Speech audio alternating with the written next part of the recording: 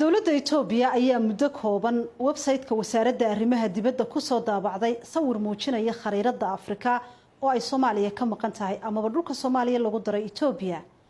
Arrintaasi ayaa hadal hayn badan ka dhalisay Soomaalida dhexdeeda. dowladda Soomaaliya ayaa VOA u sheegtay in arrimahan kala hadashay dowladda Itoobiya cudurdaarna ay ka bixisay Itoobiya. haddaba arrimahani sidee bay u saameyn karaan xiriirka labada wadan iyo shakiga ay dadka qaar ka qabaan in Itoobiya ay ku hamiyeyso inay mar uun la wareegto dhulka Soomaaliyada burbursan. arrimahaasi haddaba waxaana la falanqeynaya Faysal Cabdi Rooble oo wax ka qora arrimaha geeska Afrika kana tirsan dowladda hoose ee magaalada Los Angeles ee gobolka California ee dalka Mareykanka. Faysal ku soo dhaw barnaamijka qubanaha VOA. walaal waa dhawahay. maxaa kaaga baxay khariiradii Itoobiya lagu soo daabacay boggeeda wasaaradda arrimaha dibadda? runtii waxa iga baxay in Itoobiya ay barnaamijyo culculus ka damacsan tahay Soomaaliya, in ay waxyaabo badan diyaarinayso, waxna aynu ognahay waxyaabo badanna aynaan ogeyn. marka khariidadan soo baxday oo kolaba khaldanayd Soomaaliyana ku dartay inay Itoobiya ka mid tahay. anigu waxaan isleeyahay wax accident ama khatar ku dhacay may ahayn, laakiin wax meel yaala oo la soo galiyay bay ahayd, ama khalad lagu soo galiyo ama si sax lagu soo galiyo. maxaa marka xilligan ku soo beegay baad isleedahay khariiradaasi in lagu daabaco bogga wasaaradda arrimaha dibadda Itoobiya? runtii dawadogeydo wakii Prime Minister Abiy Ahmed yimid Muqdisho, madaxweyne Maxamed Cabdilaahi Farmaajo ay wada sheekaysteen, waxyaabo ay ka wada sheekaysteen waxa kamid ah in dalka labada dal la isku daro. laakiin hadda waxaan maqlayaa in arrimahaas uu ka cagajiiday Maxamed Cabdilaahi Farmaajo, Abiyna uu ku xanaaqsan yahay madaxweynaha Soomaaliya iyo maamulka hadda ka jira Soomaaliya. marka in ay ku xumeynayeen iyo in kala ma kala garan karno, laakiin arrintaasi waxay ahayd wax kollaba database wax la yiraahdo ama khaanadaha wararka iyo xogta Itoobiya ku jira in moob noocaas Itoobiya ay haysato damacyana ay ka rabto noocaas oo kala ayuunba horta arrinta ka cad. waan gartay dowladda Soomaaliya waxay sheegtay inay la hadleen dowladda Itoobiya sidaas daraadeedna looga saaray khariiradaasi bogga wasaaradda arrimaha dibadda. maxaad u malaynaysaa adigu hadalkaasi? horta warka yar ee gaaban ee Itoobiya soo saartay waxay tiri si sibiq ah ayuu informationkaas ama warka ama maapkaas ku galay cajalada Itoobiya iyo barta Itoobiya. may oran waa khalad, may oran Soomaaliya waanu ka raali gelinaynaa, waxa kaliya ay yiraahdeen si sibiq ah ayay arrintaas ku baxsatay. marka sideedabana dowladaha iyo hay'adaha waaweyn iyo kambaniyada adduunku maab aan micno u lahayn meel ma dhigtaan. data ayuu ugu jiray, sanduuq buu ugu jiray. maabkana anigu hadda 30 sano ka shaqeynaya hay'adan oo maabka aad u isticmaasha. lama gelin karo maabka hay'adaha website-yadooda waxa la yiraahdo haddii aanu madaxa ugu sareeya ogeyn la iskama geliyo, inan yaro meel fadhiyana ma geliyo. marka su'aasha Itoobiya la weydiin rabaa waxay tahay yaa arrintan marka horeba ansixiyay in maab noocaas Itoobiya qaybta arrimaha dibaddu ay maab noocaas samayso meel ay ku haysato. marka anigu haddii ay Soomaaliya tiraahdo waa laga saaray iyo lagama saarin waa halkeeda, laakiin su'aasha nuxurku waxay tahay war maabkan yaa sameeyay, yaa se authorize gareeyay oo awoodda siiyay in la geliyo. waan gartay marka hore ma u dhacday wadamo sidaasi oo kale ama marar ay khariirado dunida meelo kamida ay saasoo kale ma uga dhacday? mid kale wadamo kale oo Afrikaan ka maqan khariirada maxay tahay waxa ku jaban Soomaaliya inteedii hadii la masaxo Itoobiya lagu qoray wadamo kale oo Afrikaan inay ka maqan yihiin meesha sida dadka qaar kood tilmaamayaan South Sudan oo kale kuma xusna khariirada. bal taana maxaad ku maclin lahayd Faysal? warunta anigu waxaan ahaa dadkii ugu horeeyay arrinta yiri hal la istijiyo Suudaan baa khaldan, Konga khaldan. marka waxa su'aal kaliya tahay mar wada oran kartaa oo waxaad oran kartaa Soomaaliya kaliya looma jeedin, mar waxaad oran kartaa haddii shaki badani kugu jiro Itoobiyana in Soomaalidu inay ka shakida ay xaq tahay talo ma kuwana lagu qarinay ma garan karno. waxa kaliya oo garan karnaa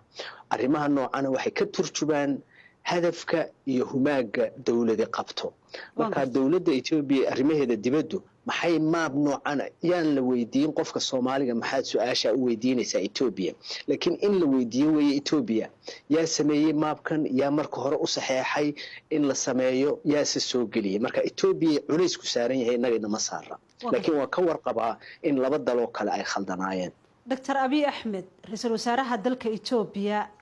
kulamo ay yeesheen madaxweynaha Soomaaliya Maxamed Cabdullaahi Farmaajo kadib wuxuu ku dhawaaqay isdhexgal labada wadan warbaahinta qaar oo soo xiganaysay warbaahinta dalka Ethiopia ra'iisul wasaaraha uu u waramay socdaalkiisii magaalada Muqdisho kadib waxa la sheegayaa in ay ka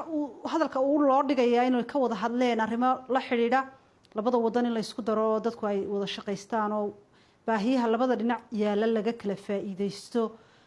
waxa kale oo warar jireen in kastoo dawladda Soomaaliya si toos ah arinta ogaalkeeyaanay uga hadal in dawladda Soomaaliya ay bado iyo dekado siisay dawladda Ethiopia arrimahaasi iyo khariiradan markaad isbarbar dhigto maxaad ku macnayn kartaa ama tuhunahee ku geli karaa adiga iyo dadka siyaasadda falanqeeya anigu waxaan iri khariidadahani saddex darajo ay soo maraan marka hore waxa la yiraahdo humaag dawladda ama madaxda ugu sareysa hay'adda ka soo baxda ayaa jira marka labaad waa surveyga iyo qorsheynta ta saddexaad waxa la yiraahdo outreach ama faafinta dadka lala qaybsanayo marka maabkan aynu aragnay iyo khariidadan iskamay iman waxay ka turjumaysay humaag iyo database iyo research iyo cilmi baaris la sameeyay arrintan xiriir ma la leedahay heshiiskii iyo wada hadalkii Maxamed Cabdullaahi Farmaajo iyo Prime Minister Abiy ay ka wada hadleen runtii taasi waa arrinta aynu aad u jiidayno duntaynu aad u jiidayno noqonaysaa waa la oran karaa wax way ka turjumi kartaa laakiin 100% ma saari karno anigu arrinta kollabaan ku adkaysanay waxa weeye Ethiopia waxay sameynaysaa waxa la yiraahdo maabab noocyo badan ah oo Soomaaliya ku aadan oo markaa ka turjumaya humaaga Ethiopia ay ka leedahay geeska Afrika tan maabka aynu aragnay waxay ku tusaysaa humaagyada mid kamid ah oo ah in Ethiopia ay ku hindisayso kuna riyoonayso in maray noqotaba Soomaaliya waax iyo qayb kamid ah Ethiopia ay noqon karto ama si sharci ah ku noqoto ama isdhexgal ah ku noqoto ama si kale ah ku noqoto laakiin wax dayal ah oo la iska soo tuuray ma ahayn ugu dambeyn hadaynu ku dhawaano arrimaha gabagabada ah ee arrimaha Ethiopia ku saabsan saameyn intee leeg bay ku yeelanaysaa arrintan xiriirka labada wadan Soomaaliya iyo Ethiopia ma kala maarmi karaan raaligelintiisa bogga lagu daabacay ama warkii ka soo baxay dawladda Ethiopia ma ku filan yahay baad is leedahay arrintan ma kala maarmi karaan labada dad baa ka dhaxeeya wali labada dal xad sharci ama kala leh oo adduunku ictiraafsan yahay Soomaaliya xad ay la leedahay Ethiopia oo qoondaysan ma jiro wali dadka 8 milyan 9 milyan ee Soomaali galbeed arinteedu waa laalan tahay labadan dal maray noqotaba waa inay meel isugu yimaadaan waxna wada qabsadaan laakiin si gacan ay siman yihiin wax wada qabsadaan arintani Faisalow maxaad la jeedaa halka xad labada wadan kala calaamadsan male intaynu ka warhayno xad baa jira labada wadan u dhaxeeyo oo aanay markay iskaga gudbayaan sifa sharci lagaga gudbo marka halka maxaad ku macnayn kartaa dad noogu yara noqoto xadka inta badan ee qaybta koonfurta iyo Soomaaliya ka dhaxeeya xad la xadeeyay oo labada dal ay ictiraafeen ma jiro Soomaaliya ma ictiraafin xadadkii way ka tageen gumaysigu mana u qorna wali waxa u qoran in ummadda Soomaaliyeed la isu keeno meel kaliyaatana ay arrimooda ku wada shuftaan marka waa ummadda Soomaaliyeed ee Ethiopia iyo Kenya ku jira iyo intii hore wixii oo dhan hal isla wada noqdaan oo xadadka ayaanay aqoonsanay dawladda Soomaaliya ma aqoonsana Ethiopia may riixin arrimahaas oo laguma soo riixin Soomaaliya inay markan hadda ay daciif tahay meel uu laga gaaro marka arrimahaas waa arrimo hadhow laga wada sheekaysan karo laakiin in Ethiopia ay rabto in ay ku isticmaasho takadaha iyo badda baaxadda leh ee Soomaaliya waynu ognahay in Soomaaliduna ay ka baayac mushtarto Ethiopia iyana halkeeday taala kaliya waxa weeye arrimo badan ayaa ka horeeya oo heshiisyada aan ku sheegay xadka ku saabsan dhinacun in la isku raaco in dhinacun loo bato waa kow laba in Soomaaliya ay yeelato waxa la yiraahdo population policy ama xakameyn dadka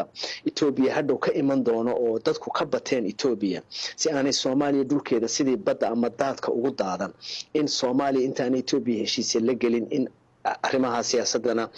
san dadweynaha iyo immigrationka iyo waxyaabaha ku saabsan inay iyana meel iska dhigto baa la rabaa marka ma kala maarmayaan laakiin sidii loo wada hadlahay wixii la isku ogaan lahaa ayaan weli miiska la soo saarin arrimaha Kenya aynu u gudubno sidoo kale waxaa jirta xiisad ka dhaxaloosan Kenya iyo Soomaaliya xiisadaasi maalmahan ugu dambeeyay waxa ay u muuqataa in ay sii fogaanayso oo labada wadan xaaladoodu aanay imika wanaagsanayn bal arrintaa ka waran maxaad u malaynaysaa xiisadaas inay salka ku hayso iyo halkaad u malaynayso inay salka dhigi doonto xiisada waxaynu ogeyn in gar loo fadhiistay oo international court of justice ama hay-adda adduunka u garqaada arrintaa la geeyay Kenyana ay golaatay Soomaaliyana ay golaatay hadda waxaan isleeyahay intaanu go'aan ku soo bixin bay waxaad moodaa inay Kenya ku kacayso hawlo handadaad iyadoo og in Soomaaliya kala daadsan tahay iyadoo og in dawladda dhexe aanay awood badan lahayn iyagoo og in maanta Soomaaliya aanay iska celin kareen Kenya ama aanay kaba maarmi kareen Kenya markay noqoto xagga socdaalka waxaad moodaa in Kenya ay handadaad ku furayso Soomaaliya taasi waa kow talabaad Kenya waxay inoo sheegaysaa haddii lacala laga adkaado Kenya marka garta la qaado in aanay Kenya ogolaaneyn wixii meesha ka soo baxa marka labada fariimood bay Kenya rabto inay adduunka u dirto Soomaalina u dirto gabagabadii maxaa la gudboon baad isleedahay dawladda federaalka ah ee Soomaaliya hogaaminaya Maxamed Cabdullaahi Farmaajo maxay satay talada adigu u gudbinaysaa laba arrimood oo culus ayaa la soo gudboonaaday tan Ethiopia waxaan oran lahaa in ay si hoos ahaana ay u weydiistaan cadayn cad oo waxaan isay ku dhaceen iyo raaligelin open ah oo ummadda Soomaaliyeed maqasho in Ethiopia arrinta ay ku khaldanayd si dadkuna ugu qancaan taasi waa kow ma karayaan iyo caloosha adag dawladda Soomaaliya hadda villa Soomaaliya fadhida ma leedahay waa arrin kale taa way isweydiin karnaa taasi waa halkeeda arrinta Kenya runtii waa xasaasi Soomaaliya wax badan baa kaga xidhan laakiin anigu saddex qodob oo maalmood soo jeediyay ayuu baan ku isticmaalaya mararka qaarkood waxay in aad tusto dalka sida ku xaganaya in adiguna aad dal madax bannaan tahay waa la mahuraan marka in ay Soomaaliya kaarkeeda ciyaarto in ay sidaas Kenyaba ay u ciyaarayso ama propaganda ha noqoto ama riixid la riixayo faquuqin la faquuqayo Soomaaliya ha noqoto in ay Soomaaliyana ku kacdo haddii Kenya ay cunaqabataynta qaarkood ku soo rogto Soomaaliyana cunaqabatayna aad ay Kenya ugu soo rogi kartaa jirto oo kamid tahay qaadka inay ka joojiso waxa la wixii hay-adaha adduunka oo $1 bilyan Nairobi ku kharash gareeya adeega Soomaaliya loogu adeegayo awgeed in arrimaha Soomaaliya kol ay u wareejisato Djibouti kol ay u wareejisato Abu Dhabi kol ay meel kale u wareejisato waa in Soomaaliya inta ka dhawaato haddii Kenya iyo Soomaaliya labaduba tallaabooyin kulkulul oo isku mid ah qaadaan waxaynu ka warhaynaa ciidamo badan oo Kenyaan inay ku jiraan gudaha dalka Soomaaliya xaaladdu hadduu afku xumaadana gacan baa iman karta Soomaaliyana xilligan diyaar uma aha dagaal military inay wadana la gasho sida muuqata marka ma waxaad ku talin lahayd xaaladda in la sii horiyo oo labada dhinacba ay noqdaan laba wadan oo arrinta meel kulul iska taagaya yani arrimo diblomaasiyadeed oo wax lagu xallin karaa meesha oo leen absolutely Soomaaliya way isku dayaysaa waxaan u malaynayaa ilaa inta ay ka quusanayso Soomaaliya diblomaasiga ayay dambidaysaa waanad ka warqabtaa gidigeena waynu ognahay iyadoo lagu tumanayo xuquuqda Soomaalida gaar ahaan dadkii ugu sarsareeyay haykalka dawladda waa haddana Soomaaliya inta hoos iyo wada hadal ay ku dayaysaa waxaan ka wadaa marka ay kugu adkaato ay Kenya xishoodka ka xishoon weydo ay wixii ugu daraa ay ku qaado Soomaaliya oo ay isku daydo inay hadhowto qasab ku qabsan doonto dhulkan la isku haysto su'aashu waxay noqonaysaa Soomaaliya maxaa ku gudboon ma jidka wada halaqdaas ay noqonaysaa mise waxay noqonaysaa dawlad dal iyo humaag umadeed ka turjumaysa oo oranaysa baqtiga ka roon sorry bogo tabata la wixii loo leeyahay inay mar bal heeriyada iska qaado dagaal ma aha laakiin Soomaaliya waxay leedahay waxa la yiraahdo territorial integrity ay u madax bannaan tahay wadankeeda inay codsan karto in ciidamada Kenya laga saaro Soomaaliya sida ugu degdeg badan Maxamed Cabdullaahi Farmaajo madaxweynaha Soomaaliya awood buuxda ayaa jeebka ugu jirta ninkii doonay ha jeclaada Kenya laakiin awood buuxda ayaa jeebka ugu jirta inuu quruumaha adduunyada horgeyn karo in Kenya iyo cidii kale ku xadgudubta qarannimada Soomaaliya in meesha laga saari karo wuuna leeyahay ummadda Soomaaliyeedna taa way ku taageerayaan gidigeen waan gartay aad iyo aad baad u mahadsan tahay Faysal Cabdi Rooble waqtigaagana waan kaaga mahad celinaynaa adaa mudan walaal